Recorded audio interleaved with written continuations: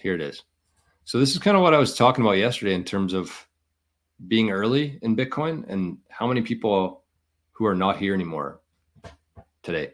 So let's listen to this, and then we'll go to the next clip here. I'll put up the speed a little bit here.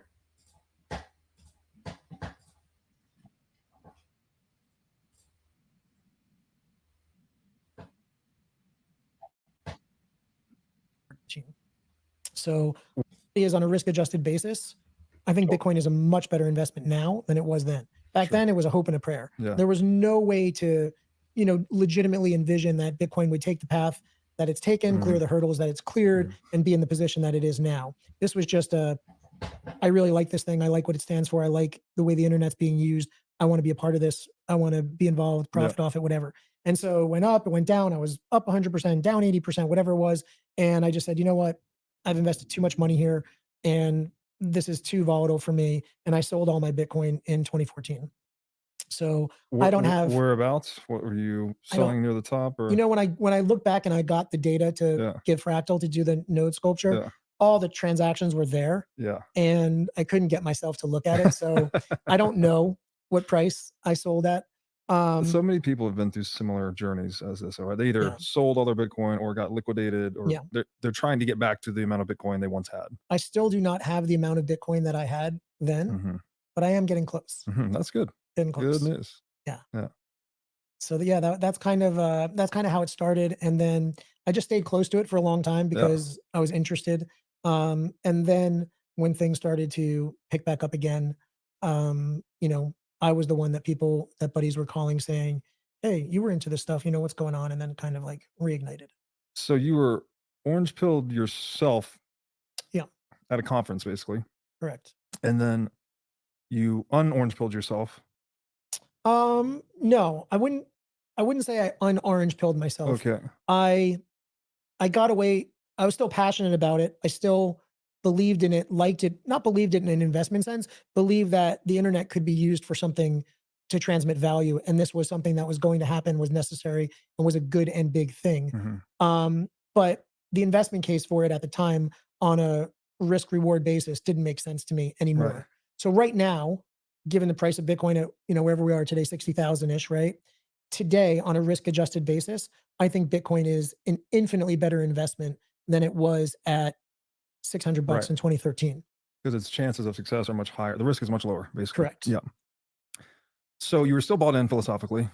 Yeah. Even as you're selling your Bitcoin. Then at what point do you start kicking yourself and start buying Bitcoin again? Sorry, I'm assuming you were kicking yourself, but I wasn't kicking myself. I was working, right? And I had other businesses, and focused on making my businesses successful and earning fiat, and being successful in business requires focus, right? So I was pretty focused. 2016-ish kind of time frame, when this stuff started coming back strong and the whole crypto world started coming back strong, that's when I kind of got back into it. Gotcha. And have been stacking since then. So, sub 10,000 is where I've been stacking. I don't have any idea what my average cost is at this point. Yeah. I've bought, sub 10,000 Bitcoin, and I bought, more than, I bought over 69,000. Yeah. So I no longer think I have any ability to time it. Yeah. I just try to buy it when I have the money to buy it. Just dollar cost average forever, basically. I don't even think about it in those terms, but I guess it is. I just think about it in terms of what's my stack, and is my stack more or less than it was, Gotcha.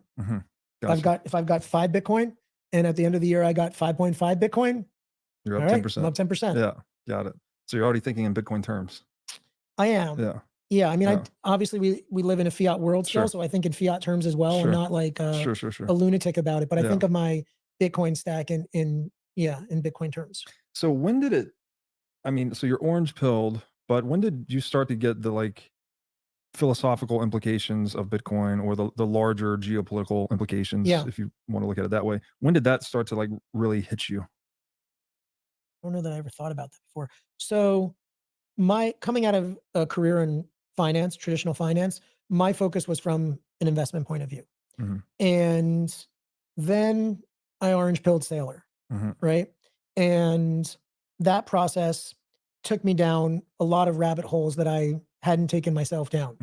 as you know better than anyone at this point, after what, 20 some odd hours, right? The man asked some questions. Mhm. And so he quickly, over the course of a few weeks, ran down every Bitcoin path there was to find out that I just didn't have any more information on that topic. Was this 2020 Yeah, that it started? Okay. 2020. So after, It was during COVID. okay. We were spending a lot of time hanging out at his. Okay, we're gonna pause it there for a sec, but the kind of the main thing I wanted to get from that is just exactly what we were talking about yesterday, in terms of thinking you're late to Bitcoin, and understanding that right now, as Eric said there, right now is a much better bet on Bitcoin than it was back then. Because if you think about how much the network existed then, how like not only the Wall Streets, not only the countries buying Bitcoin, but like there was no network of people there in Bitcoin. People were unsure if it was going to work. As he said there, he bought it as purely as an investment. He had no conviction over it. He had no idea what this was going to turn into. And he said that the people who are here today, it's actually a much better investment to buy today versus then. So don't ever have any regrets in terms of Bitcoin. Understand that you're in the best place possible right now. But the second part there that I wanted to touch on was him talking in Bitcoin terms. He said that my whole goal is on, December 31st or January 1st, whatever it is, a year later, do I have more or less Bitcoin than I had then? And if you have more, then you're doing better than you were. It doesn't matter what the price is. And I think that that's something that we all should strive to. And as you said there, we don't have to get crazy about it. You don't have to start measuring things in Bitcoin. You don't have to start in your head mentally calculating how many sats this is worth now versus how much you think it's going to be worth in 20 years. Just have more Bitcoin than you had last year. If that's your situation, if that's what you have done, then you're doing well. That's it. Doesn't matter what the net worth, the fiat price is, anything like that. Just December 31st, if you had more Bitcoin than you had on January 1st of that same year, then you're doing good. And I think that we all need to be thinking like that. Not in terms of what it's worth or anything like that, but just the fact that we have more Bitcoin.